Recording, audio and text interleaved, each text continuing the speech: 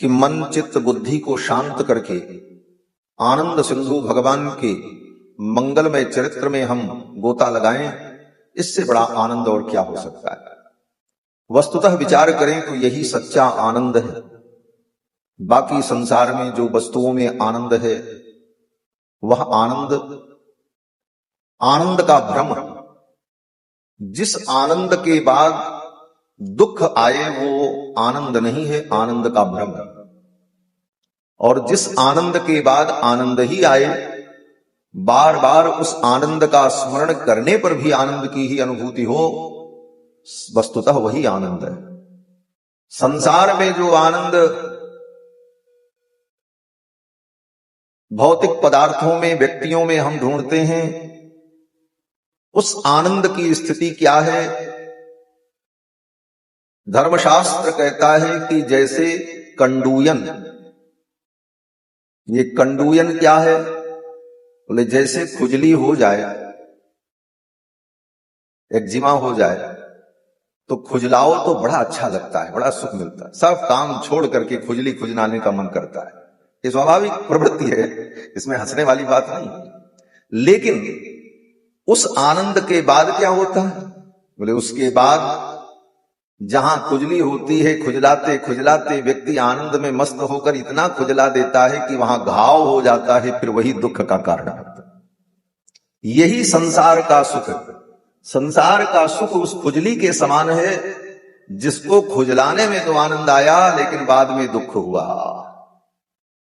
और भगवत सुख, परमात्म सुख, भक्ति का सुख, ज्ञान वैराग्य का सुख, सत्संग का सुख जो है, यह पश्चात भी आनंद प्रदान करता है। इसके बाद भी आनंद की ही अनुभूति होती है। यही सच्चा आनंद है। कल की कथा में आप सभी लोगों ने भगवान की प्राकट्य लीला को श्रवण किया। भगवान मथुरा में प्रकट हुए और रातों रात भगवान गोकुल पहुंच गए। जिस समय भगवान प्रकट हुए उस समय उसके कुछ क्षण पूर्व वातावरण बड़ा भयानक था। हम लोग सुनते हैं कि भगवान कृष्ण जब प्रकट हुए उस समय भयंकर वर्षा हो रही थी, जोर की हवाएं चल रही थी, लोग ठिठुरे हुए थे, अंधेरी रात थी, झींगुर झन्न झन्न बोल रहे थे, मेढक टर्र टर्र कर रहे थे, चारों तरफ सन्नाटा था। ऐसे कठिन समय में, काल में भगवान का प्रादुर्भाव हुआ। लेकिन ये जो वर्णन है यह भगवान के जन्म लेने के कुछ क्षण पहले ऐसी स्थिति थी। जिस समय भगवान का प्राकट्य हुआ कंस के कारागार में, उस समय का वातावरण क्या था? सुखदेव जी वर्णन करते हैं कि अथ सर्वगुणोपेत काल परम शोभनः। सर्वगुण संपन्न परम सुंदर काल आ गया। क्या काल आया? कैसा सुंदर समय था?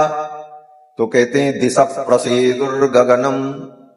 दिशाएं प्रसन्न हो गई, गगन निर्मल हो गया, आकाश में जो बादल थे वो हट गए, तारागण दिखाई पड़ने लगे। निर्मलोडुगणोदयम। उड़गन, उड़गन माने तारा, तारे दिखाई पड़ने लगे, आकाश निर्मल हो गया। मही मंगल भूयिष्ठ पुरग्राम ब्रजाकरा। मही मंगल भूयिष्ठ, धरती मंगलमयी हो गई। धरती से चारों तरफ मानो मंगल उत्पन्न होने लगा। और मंगल तो ऐसे भी धरती का ही पुत्र है, भूमि का पुत्र है, इसीलिए उसको भौम कहा जाता है। भौमवार माने मंगलवार, भूमि का पुत्र है। और इसीलिए आज के वैज्ञानिक भी मानते हैं कि अगर धरती पर जीवन है तो मंगल पर भी जीवन होगा, क्योंकि बेटा तो उसी का है। तो मही मंगल भूयिष्ठ, ये पृथ्वी मंगलमयी हो गई, मंगल का विस्तार करने लगी। नद्य प्रसन्न सलिला, नदियों का जल निर्मल हो गया। यद्यपि वर्षा ऋतु में नदियों का जल निर्मल नहीं होता, वर्षा ऋतु में नदियों का जल मटमैला हो जाता है, लेकिन भगवान जब प्रकट हुए तो नद्य प्रसन्न सलीला, नदियों का जल निर्मल हो गया। जमुना की धारा कलकल प्रवाह करती हुई ऐसा निर्मल जल कि तारागण के प्रकाश में भी जमुना के अंदर कोई वस्तु पड़ी हो तो उसे देखा जा सके, इतना निर्मल। नद्य प्रसन्न सलीला हृदा जल रुहस्त्रिय, जितने सरोवर थे मथुरा मंडल में, उन समस्त सरोवरों में कमल के पुष्प खिल गए। यद्यपि रात्रि में कमल पुष्प नहीं खिलते, कमल सूर्योदय होने पर खिलता और सूर्यास्त होने पर कमल बंद हो जाता। यही उदाहरण दशरथ जी महाराज ने विश्वामित्र जी को दिया था। जब राम जी को मांगने आए विश्वामित्र जी, देखो राम कथा हम आपको नहीं सुना पाए, लेकिन बीच बीच में राम जी की चर्चा आएगी, क्योंकि हम राम जी के यहां से आए हैं तो उनकी चर्चा कैसे छोड़ सकते हैं। किसी बहाने राम जी की चर्चा थोड़ी होती रहे बीच बीच। जब विश्वामित्र जी राम जी को मांगने आए कि अनुज समेत देहु रघुनाथा, निश्चर बधमय होग सनाथा, लक्ष्मण के सहित राम जी को आप दे दीजिए, इनके द्वारा राक्षसों का वध होगा, मैं सनाथ हो जाऊंगा। सब अपने मन की बात विश्वामित्र जी ने कही, लेकिन दशरथ जी महाराज अपने पुत्र राम को देना नहीं चाहते थे। पहले तो कह दिया था आप जो कहोगे वो हम करेंगे, आपकी आज्ञा का पालन करेंगे। लेकिन राम जी को देते बन नहीं रहा था। दशरथ जी ने कहा कि राम देत नहीं बनत गोसाई, हे महाराज हम सब कुछ दे सकते हैं, अपने राम को नहीं दे सकते। लेकिन अब कौन सा बहाना करके मना करें, कोई बहाना हो, प्रामाणिक बहाना हो, तब बात बने। तो दशरथ जी ने क्या बहाना बनाया? दशरथ जी ने कहा, मुनिवर मेरे राम के जो नेत्र हैं वो कमल के समान हैं। ऊन षोडश वर्षों में रामो राजीवलोचन, श्रीमद् वाल्मीकि रामायण में दशरथ जी महाराज कहते हैं कि मेरे राम अभी 16 वर्ष के भी नहीं हुए। ऊन षोडश वर्षों में, 16 से कम है। और ये रामो राजीवलोचन, मेरे राम राजीव लोचन है, इनके नेत्र कमल के समान हैं। ये राजीव लोचन है, कमल के समान नेत्र हैं। ये कहने का तात्पर्य था दशरथ जी का कि जैसे कमल सायंकाल होते ही बंद हो जाता है और सूर्योदय होने पर खिलता है, उसी प्रकार सायंकाल होते ही मेरे राम को नींद आ जाती है, इनकी आंखें बंद हो जाती हैं और सवेरे तक सोते रहते हैं। जब सूर्योदय होता है तब इनकी आंख खुलती। आप इनको ले जाओगे तो ये तो सो जाएंगे, और रात्रि में जब राक्षस आएंगे, निशाचर आएंगे तो राम सोते रहेंगे। आपका काम इनसे बनेगा नहीं, इसलिए मेरे राम को आप न ले जाए। ये बहाना किया है।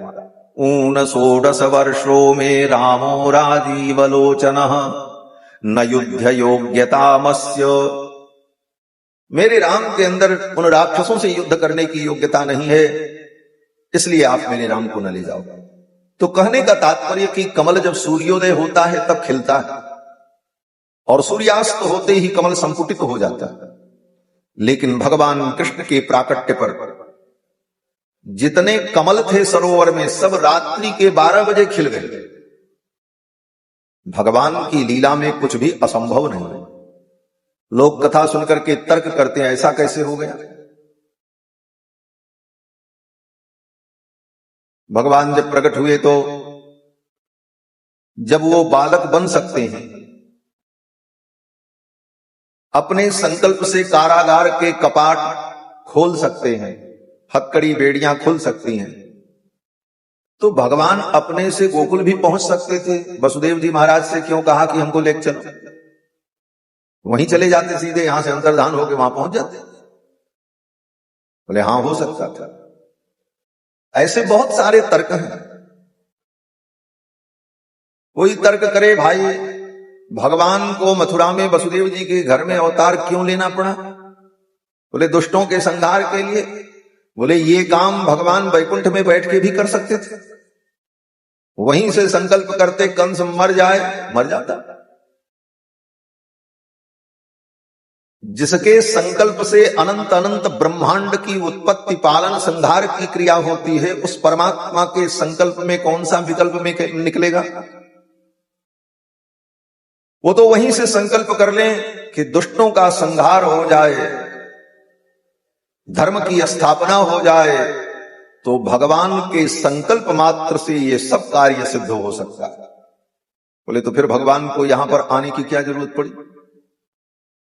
अब ये सब प्रश्न है, क्यों भगवान अवतार लेकर के सब इतना नाटक करते हैं? कहते हैं हमारे आपके। अगर भगवान इतनी सब लीला न करें अपने संकल्प से, तो हम लोग क्या गाएंगे, क्या सुनेंगे, भगवान की क्या चर्चा करें? गोस्वामी तुलसीदास जी महाराज कहते हैं कि भगवान ऐसी लीला इसीलिए करते हैं कि इन लीलाओं को गा करके सुन करके जीव का मन भगवान में लग जाए। यह चरित जे गावहि हरिपद पावहि तेन परहि भवकूपा। इसका उद्देश्य यही है कि इसको गाया जाए। हम कहते हैं भगवान वैकुंठ में बैठ करके ही कंस, दुर्योधन, इन सारे दुष्टों का संहार कर देते, तो फिर हम आप यहां बैठ के भागवत क्या सुनते, क्या कहते और आप क्या सुनते? भगवान जो लीलाएं करते हैं, उन लीलाओं का केवल एक ही उद्देश्य है, उनकी स्वयं की इच्छा और उनका संकल्प। और भगवान के संकल्प में, उनकी लीला में असंभव नाम का कोई पदार्थ नहीं होता। भगवान की लीला में कुछ भी असंभव नहीं है, सब कुछ संभव है। यही भगवान की विशेषता। दुनिया की हर चीजें, हर व्यवस्थाएं नियम से बंधी हुई, लेकिन भगवान समस्त नियम से परे है। उनके ऊपर किसी भी प्रकार के नियम और सिद्धांत का बंधन नहीं है। यद्यपि लोक लीला में भगवान उन नियमों का, सिद्धांतों का पालन करके समाज को उपदेश देते हैं, परंतु वस्तुतः भगवान के लिए कोई नियम और बंधन नहीं है। वो जो कुछ करें वही नियम है, और वो जो कर दे वही सत्य है, वही उनका संकल्प है। इसलिए भगवान की लीला में कुछ भी असंभव नहीं होता है। रात्रि के 12 बजे कमल खिल गए, असंभव संभव हो गया, क्योंकि भगवान की लीला। नद्य प्रसन्न सलिला हृदा जलरुह श्रियः द्विजालिकुल सन्नादस्तबका बनराजयः। और रात्रि के 12 बजे उन कमल पुष्पों के ऊपर भौरे गुंजार करने लगे, मानो भगवान श्री कृष्ण के आगमन का स्वागत गीत गाने लगे। स्वागतम कृष्णा, हे कृष्ण तुम्हारा स्वागत है, आओ। और ऐसे भी भ्रमर से भगवान कृष्ण की मित्रता। गोपियों ने जब उद्धव जी को उलाहना दिया है, तो यही उस भ्रमर से कहा। भागवत में एक गीत है जिसका नाम भ्रमर गीत है। जब उद्धव जी संदेश लेकर आए भगवान का, राधा रानी को संदेश सुना रहे थे, उसी समय एक भंवरा आ गया। वो भंवरा राधा रानी के चरण कमलों के पास मंडराने लगा। उस भंवरे को देखकर राधा रानी ने व्यंग किया और कहा, मधुप की तब बंधो। अय मधुप, भंवरे का एक नाम होता है मधुप। अय मधुप की तब बंधो, तू कपटी कृष्ण का मित्र है। कृष्ण का स्वभाव और तुम्हारा स्वभाव एक जैसा है। कृष्ण भी काले हैं और तुम भी काले हो। अरे मधुप, अरे भ्रमर, जैसे तुम पुष्प पुष्प पर बैठकर रस पी लेते हो, लेकिन किसी पुष्प से तुम्हारा प्रेम नहीं होता, तृप्त होने के बाद उसे छोड़कर चले जाते हो, उसी तरह गोविंद कृष्ण भी तुम्हारे जैसे कपटी हैं। वह भी वृंदावन में रहकर हम गोपांगनाओं के साथ रास विलास हास विलसती किया, और जब मथुरा की देवांगनाएं, मथुरा की नागरियां उन्हें प्राप्त हो गईं, तो हम गोपियों को छोड़कर कृष्ण चले गए। ऐसा व्यंग किया गोपियों ने। तो मधुप की तब बंधो, ये भ्रमर भी मानो भगवान का मित्र है, और कृष्ण आ रहे हैं तो मित्र का स्वागत होना ही चाहिए। भ्रमर क्या, जीव मात्र भगवान का मित्र है। अब सिद्धांत की भी थोड़ी चर्चा कर लें। जीव मात्र भगवान का मित्र है।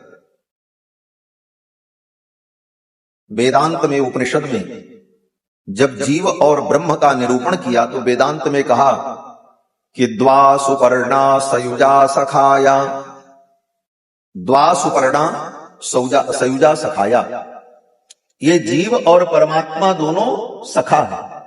और कैसे हैं? बोले सुंदर पंख वाले हैं, पक्षी, पक्षी की उपमा दी। द्वा सुपर्णा सयुजा सखाया समानम वृक्षम परिसस्व जाते, ये जीव और परमात्मा दोनों मित्र हैं। और श्रीमद् वाल्मीकि रामायण में तो राम जी ने स्पष्ट कहा समुद्र के तट पर कि जो जीव मुझे मित्र भाव से भजता है, जो मुझे अपना मित्र मानता है और मित्र भाव से मेरे पास आता है, मैं उसका कभी त्याग नहीं करता। ये राम जी का वचन है।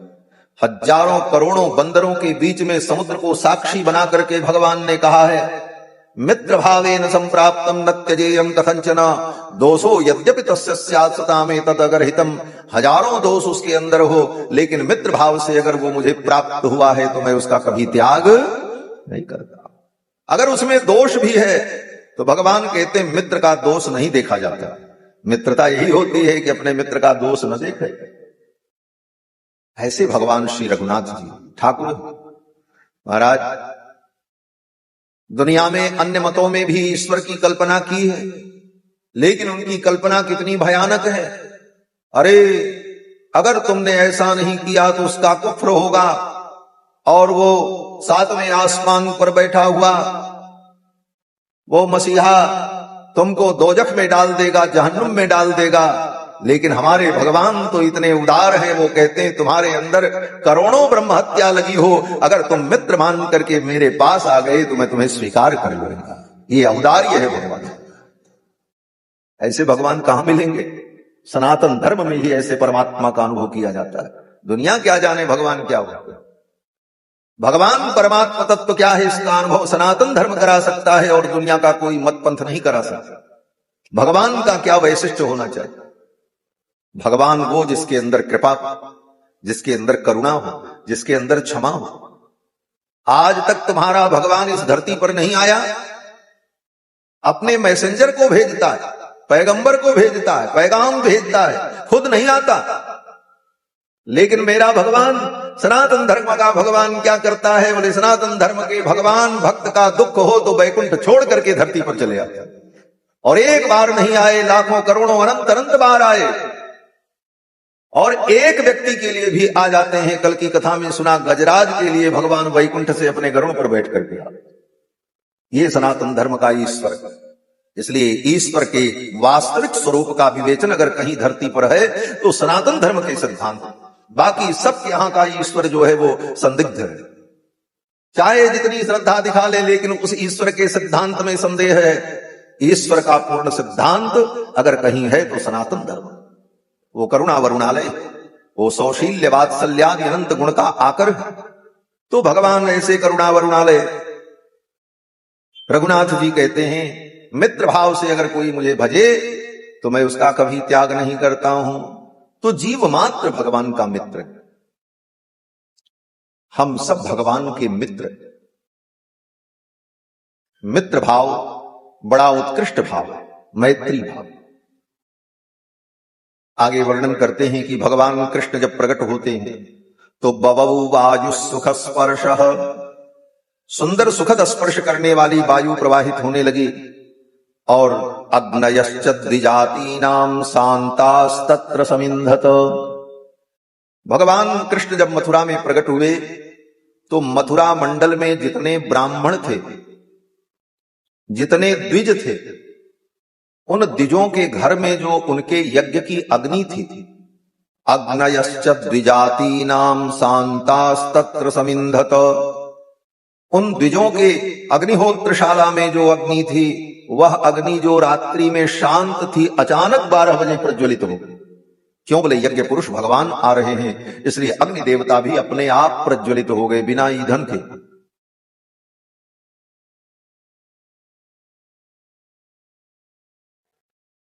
शास्त्र का नियम है, ब्राह्मण क्षत्रिय वैश्य 3 वर्णों को नित्य प्रति अग्निहोत्र करना चाहिए। अग्निहोत्र की जो विधि है, विवाह के पश्चात विधि पूर्वक अपने घर में 5 अग्नियों की स्थापना करे। आहवनीय, दक्षिणाग्नि, गार्हपत्य, सभ्य, आवसथ्य, इन 5 प्रकार की अग्नियों की स्थापना करके उन 5 कुंडों में प्रतिदिन उस अग्नि की उपासना करे। सायंकाल प्रातः काल अग्नि में हवन करे। इसका नाम अग्निहोत्र है। और वो अग्नि बुझे नहीं। रात्रि सायंकाल हवन करने के बाद राख में उस अग्नि को दबा करके रख दे। सवेरे फिर उसे प्रज्वलित करके उसमें अग्निहोत्र करे, फिर उसको राख में दबा के रख दे। ऐसे जीवन पर्यंत यावत जीवम अग्निहोत्रं जुहियात, जीवन पर्यंत अग्निहोत्र करना ये द्विज का धर्म है। अब तो आजकल इन चीजों को लोग जानते भी नहीं, करना तो बहुत दूर की बात है।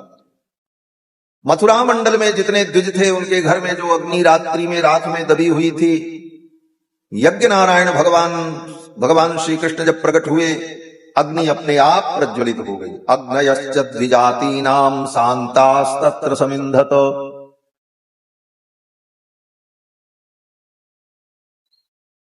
उन ब्राह्मणों के घर में जो अग्नि थी वो प्रज्वलित हो गई। सबका मन प्रसन्न हो गया। जायमाने जने तस्मिन्ने दुर्दुन्दुभयो दिवि। भगवान के प्राकट्य के समय में देवताओं ने दुंदुभी बजाई, जय जयकार की। तो भगवान के प्राकट्य काल में ये वातावरण अत्यंत मंगलमय और मधुमय हो गया। भगवान रातों रात गोकुल पहुंच गए और गोकुल में थोड़ा थोड़ा आगे आ जाइए। बोलो श्री सीतारामचंद्र भगवान की जय। 2 बार भगवान नाम संकीर्तन करने। भज राधे राधे गोविंद गोविंद राधे, भज राधे राधे गोविंद गोविंद राधे, भज राधे राधे गोविंद गोविंद राधे, भज राधे राधे गोविंद गोविंद राधे, भज राधे राधे गोविंद गोविंद राधे, भज राधे राधे गोविंद गोविंद राधे। गोविंद राधे गोपाल राधे, गोविंद राधे गोपाल राधे, गोविंद राधे गोपाल राधे, गोविंद राधे गोपाल राधे। भज राधे राधे गोविंद गोविंद राधे, भज राधे राधे गोविंद गोविंद राधे, भज राधे राधे गोविंद गोविंद राधे, भज राधे राधे गोविंद गोविंद राधे। गोविंद राधे गोपाल राधे, गोविंद राधे गोपाल राधे, गोविंद राधे गोपाल राधे, गोविंद राधे गोपाल राधे। भज राधे राधे गोविंद गोविंद राधे, भज राधे राधे गोविंद गोविंद राधे, भज राधे राधे गोविंद गोविंद राधे, भज राधे राधे गोविंद गोविंद राधे। गोविंद राधे गोपाल राधे, गोविंद राधे गोपाल राधे, गोविंद राधे गोपाल राधे, गोविंद राधे गोपाल राधे, गोविंद राधे गोपाल राधे, गोविंद राधे गोपाल राधे,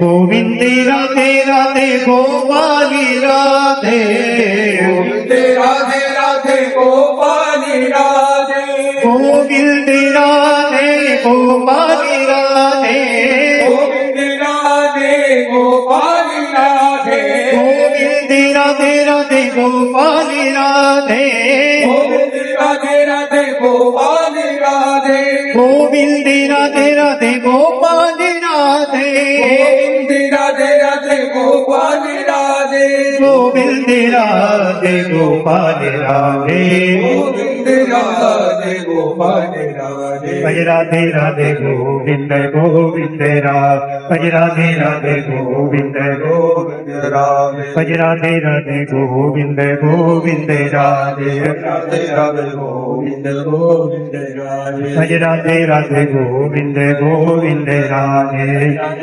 गोविंद गोविंद राधे गोविंद राधे गोपाल राधे गोविंद राधे गोपाल राधे गोविंद राधे राधे गोपाल राधे गोविंद राधे राधे गोपाल राधे भज राधे राधे गोविंद गोविंद राधे राधे राधे गोविंद गोविंद राधे भज राधे राधे गोविंद गोविंद राधे राधे राधे गोविंद गोविंद राधे गोविंद राधे गोपाल राधे गोविंद राधे गोपाल राधे गोविंद राधे गोपाल राधे बोलो श्री गोविंद भगवान की जय श्री सच्चिदानंद भगवान की जय जय जय सीताराम।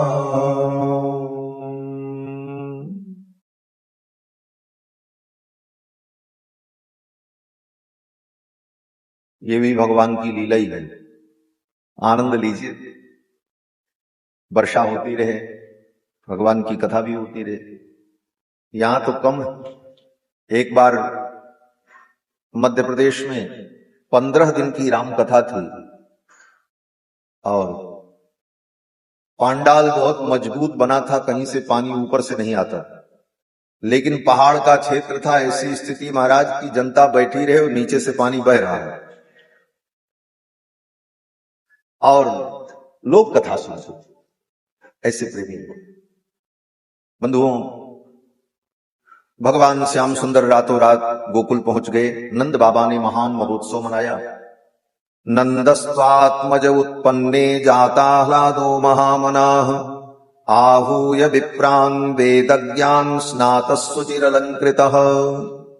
नंद बाबा ने स्नान करके नूतन नवीन वस्त्र धारण करके ब्राह्मणों को बुलाया। और कैसे ब्राह्मण? बोले वेदज्ञान, जो वेद को जानने वाले थे, वेदज्ञ थे। आहूय विप्रान् वेदज्ञान स्नातस्सुचिरलंकृतः। और उन ब्राह्मणों के द्वारा स्वस्ति वाचन कराया, नांदी मुख श्राद्ध किया और अपने बालक का जात कर्म संस्कार किया। ऐसे अवसर पर नंद बाबा ने खूब दान किया। पुत्र प्राप्ति की प्रसन्नता में नंद बाबा ने खूब लुटाया। कितना लुटाया? बोले धेनूनाम नियुते प्रादात् विप्रेभ्यः समलंकृते। 10 लाख गाय का दान नंद बाबा ने किया। आप कहोगे इतनी देर में 10 लाख गाय तैयार करना और दान करना कैसे संभव हुआ होगा? बोले 10 लाख गाय दान करने का संकल्प कर लिया। अब सेवक लोग देते रहेंगे बुला करके ब्राह्मणों को, ले जाओ। एक एक गाय को ला ला करके पूजा कर करके दान करते तो 10 लाख गाय का दान करने में तो महाराज कम से कम 1 महीना लग जाता। संकल्प किया, धेनूनाम नियुते प्रादात् विप्रेभ्यः समलंकृते।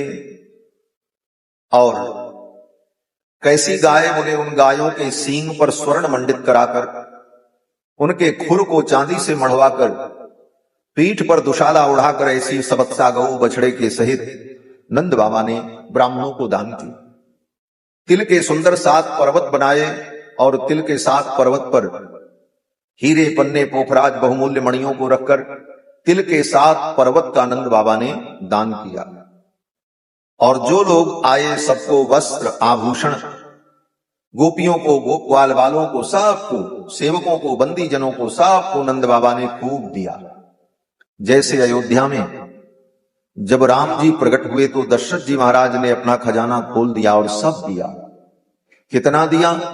गोस्वामी जी महाराज कहते हैं कि सर्वस दान दीन सब काहू और जय पावा राखा नहीं दाहू। सबको सब कुछ दिया लेकिन जो पाया वो अपने पास नहीं रखा, उसने भी लुटा दिया, बोले ले जाओ। दे दे करके लोगों ने अपना घर खाली कर दिया। देत सवन मंदिर रितये तुलसीदास पुनि भरे, देखियत राम कृपा चितवनि चितये। राम जी की ऐसी कृपा दृष्टि बरस रही थी कि लोग जाकर के देखते तो फिर घर भरा हुआ, फिर लुटाता। ऐसा आनंद उत्साह अयोध्या में हुआ। ऐसा ही आनंद गोकुल में भगवान कृष्ण के प्रकट होने पर हुआ। ब्रजवासी भक्तजन कहते हैं कि नंद बाबा ने दियो इतनो, नंद बाबा ने कितना लुटाया। कहते नंद बाबा ने दियो इतनो, न बची बछिया छछिया न पिछोरी। घर में एक बछिया भी नहीं बची महाराज, छछिया भी नहीं बची, पिछौरी भी नहीं बची। नंद बाबा ने सब उत्साह में लुटा दिया। दूर दूर की गोपियों ने जब सुना कि नंद बाबा के घर में बालक प्रकट हुआ है तो बधाई देने के लिए चल पड़ी। उन गोपियों ने अपने अजिया सास के जमाने की श्रृंगार सामग्री निकाली महाराज, पुरानी वाली पेटी खोली, कड़े पहने, छड़े पहने, बाजूबंद पहने और सज करके मांगलिक द्रव्यों को लेकर के गोपांगनाएं चल पड़ी। श्री सुखदेव जी महाराज वर्णन करते हैं, गोप्यस्सुमृष्ट मणिकुंडल निष्ककंठश्चित्रांबरा पथि शिखाच्युतमाल्य वर्षा, नंदालयम सबलया ब्रजतिर्विरेजुर्व्यालोल कुंडल पयोधर हार शोभा। उन गोपांगनाओं ने अपने अजिया सास के जमाने की श्रृंगार सामग्री निकाली। गोप्य सुमृष्ट मणिकुंडल निष्ककंठ, कुंडल पहने, मणिमय कंकण धारण किया, गले में हार धारण किया, बाजू बंद पहना, घेरदार घाघरा और ऊपर चुनरी ओढ़कर, हाथ में थाली में मांगलिक द्रव्यों को लेकर अक्षत चंदन दूर्बा दधी, इन मांगलिक द्रव्यों को लेकर गाती हुई नाचती हुई गोपांगनाएं नंद भवन की ओर चल पड़ी। सुखदेव जी कहते हैं उन गोपियों ने अपने केश में, अपने बालों में मल्लिका के पुष्प को गूंथ रखा था। जैसे दक्षिण भारत में देवियां अपने बालों में पुष्प लगाती हैं, सौभाग्य का ये प्रतीक माना जाता है।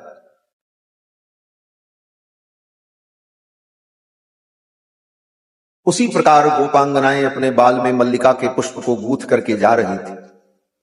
उस समय उनकी शिखा में, उनके बाल में लगे हुए जो मल्लिका के पुष्प थे वो टूट टूट करके नीचे गिर रहे थे। पथि शिखाच्युतमाल्य वर्षा, मानो पुष्पों की वर्षा हो रही थी। गोपियां दौड़ती हुई जा रही हैं, उनकी चोटी उनके नितंब से जब टकराती है तो पीठ से टकराती है तो उस चोटी में लगे हुए मल्लिका के पुष्प टूट टूट करके नीचे गिरते जा रहे हैं। क्यों गिर रहे हैं? विद्वानों ने इस पंक्ति पर बड़ा भाव अनुभव किया। बोले उन पुष्पों ने सोचा ये कृष्ण प्रेम में बिह्वल हैं, ऐसी कृष्ण प्रेम बिह्वला गोपांगनाओं के सिर पर बैठने से अच्छा है इनके चरणों का हम बंधन कर लें, इसलिए वे पुष्प टूट टूट करके उनके चरणों में गिर गए। पथिशिखाच्युतमाल्य वर्षा। दूसरा भाव कहते हैं कि जो गोपियां पुरानी थीं उनको तो सब ब्रज की गलियां मालूम थी, किस गली से जाना है, किस गली से आना है। लेकिन जो नई नई बहू आई थी, बहुरिया, उनके अंदर संकोच था, शील था। कृष्ण दर्शन के लिए वो भी चली, लेकिन वो दौड़ नहीं रही थी, घूंघट इतना लंबा था। वो बेचारी सोच रही थी ये सब हमको अपने साथ ले चलें, लेकिन जो पुरानी थी वो सब तो दौड़ती हुई चल पड़ी। तो उनकी शिखा के जो पुष्प थे वो पीछे पीछे गिरते रहे, मानो उस पुष्पों ने कहा कि देवी तुम घबराओ मत, मैं तुम्हारा मार्गदर्शन करूंगा, इन्हीं पुष्पों को देखते हुए तुम चली आओ और नंद बाबा के द्वार पर पहुंच जाओ। मानो उनकी शिखा के वे पुष्प उन गोपियों का मार्गदर्शन कर रहे थे। नंदालयम सबलया ब्रजतिर्विरेजुर व्यालोल कुंडल पयोधर हार शोभा। और गोपियां जब पहुंची तो गोपियों ने यशोदा रानी को बधाई दिया। ता आशीष प्रयुंजानाश्चिरम पाहीति बालके। हे यशोदा रानी, आपका बालक चिरंजीवी हो, दीर्घायु हो, दीर्घ काल तक हम ब्रजवासियों की रक्षा करे, हमारा नेता बने। क्योंकि नंद बाबा तो गोपों के सरदार थे, गोपों के राजा थे और सबको युवराज की जरूरत थी। नंद बाबा का राज्य, गोपों का शासन बड़ा सुंदर था, लेकिन नंद बाबा के कोई संतान नहीं थी, इसलिए सभी गोप ग्वाल बाल इस बात को लेकर चिंतित थे, आगे हमारी रक्षा कौन करेगा, हमारा शासक कौन होगा। नंद बाबा को जब पुत्र की प्राप्ति हुई तो सभी गोप ग्वाल बाल बड़े आनंदित हुए और सब ने आकर के बधाई दिया। ता आशीष प्रयुंजानाश्चिरम पाहीति बालके, हे यशोदा रानी, आपका ये बालक चिरंजीवी हो, दीर्घायु।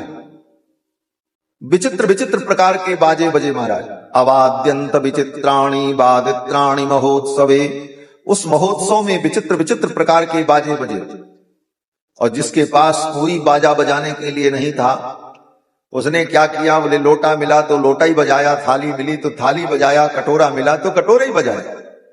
जैसे हमारे यहाँ सब घर में, आपके यहाँ कोई उत्सव होता, बालक पैदा होता, कोई बाजा न मिला तो माताएं क्या करती, बोले थाली ले लिया, बेलन ले लिया, वही बाजा बजा दिया, बज गया बाजा।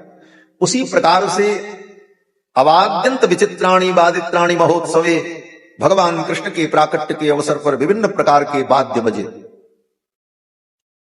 गोपाः परस्परम हृष्टाः, सभी गोप प्रसन्न होकर परस्पर एक दूसरे के ऊपर दही, दूध, हल्दी, मक्खन फेंकने लगे, और देखते देखते नंद बाबा के द्वार पर दूध दही का कीचड़ हो गया। ऐसे ही कीचड़, यहां तो पानी मिट्टी का कीचड़ हुआ। इतना दूध दही एक दूसरे के ऊपर फेंका, हल्दी फेंकी कि महाराज सब नहा लिए, सबका शरीर दूध दही से सिक्त हो गया। और दूध दही में तो चिकनाहट होती है, एक तो कीचड़, ऊपर से दूध दही का कीचड़, उसी में सटक सटक करके सब गिरने लगे महाराज, धड़ाम धड़ाम। फिर भी मजा आ रहा था, सबको उठ करके हाथ झाड़ करके फिर नाचने लगते, और सब यही कहते, नंद के आनंद भयो, जय कन्हैया लाल। इस प्रकार से सबने खूब उत्सव मनाया। इधर ये सब उत्सव चल रहा था। कंस ने अपने सिपाही सैनिकों को बुलाया और कहा, देखो आकाशवाणी ने कहा था देवकी की 8वीं संतान शत्रु होगी, और देवकी की 8वीं संतान कन्या हुई, वो आकाश में चली गई। जाते जाते उसने कहा, मुझे तू क्या मारेगा, तेरा शत्रु तो ब्रज में कहीं प्रकट हो चुका है। उस कन्या की बात अगर सत्य माने तो मेरा शत्रु ब्रज में कहीं प्रकट हो गया है, उसका कैसे पता लगाया जाए। कंस के अनुचरों ने कहा, महाराज पता लगाने की जरूरत नहीं, पता लगाने में बहुत देर हो जाएगी। बोले तब? उसी सभा में पूतना नाम की एक राक्षसी थी। पूतना ने कहा, महाराज पता लगाने की जरूरत नहीं, पता लगाने में बहुत विलंब होगा, एक काम किया जाए। बोले क्या? बोले 1 महीने के अंदर जितने बच्चे पैदा हुए ब्रजमंडल में, उन सब बच्चों को एक तरफ से मार दिया जाए। 1 महीने के अंदर जितने बच्चे पैदा हुए उन सब की हत्या कर दी जाए, उसी में आपका शत्रु भी मर जाएगा, पता लगाने की जरूरत नहीं। कंस ने कहा, पूतना ये उपाय तो ठीक है, लेकिन इतने बच्चों की हम हत्या करेंगे, प्रजा हमारा विरोध करेगी। पूतना ने कहा, महाराज प्रजा को पता ही नहीं चलेगा कि ये काम आपने किया। बोले कैसे? पूतना ने कहा, ये काम आप मुझे सौंप दो।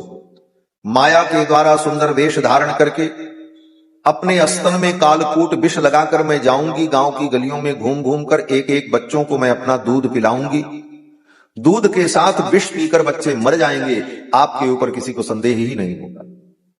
कंस ने कहा, पूतना ये तेरी योजना तो बड़ी अच्छी थी, कब से इस कार्य को तू करेगी? पूतना ने कहा, महाराज शुभस्य शीघ्रम, इस शुभ कार्य में विलंब नहीं मैं करूंगी, कल प्रातः काल से इस काम में लग जाती। पूतना बच्चों की हत्या करने के लिए तैयार हो।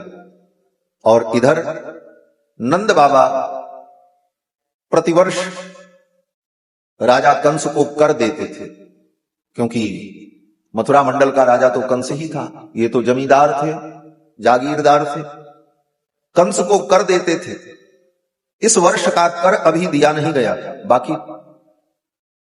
नंद बाबा ने अपने गोप ग्वाल वालों को बुला करके कहा कि अगर समय से कर का भुगतान नहीं हुआ तो कंस के सिपाही सैनिक कर वसूल करने के लिए यहां आएंगे। और उन्हें पता चल गया कि वसुदेव जी की पत्नी रोहिणी मेरे घर में रहती, उनका एक बालक भी है, तो कंस कोई भी अनिष्ट करेगा और कंस कोई अनिष्ट करेगा तो मेरे भी बालक का अनिष्ट होगा।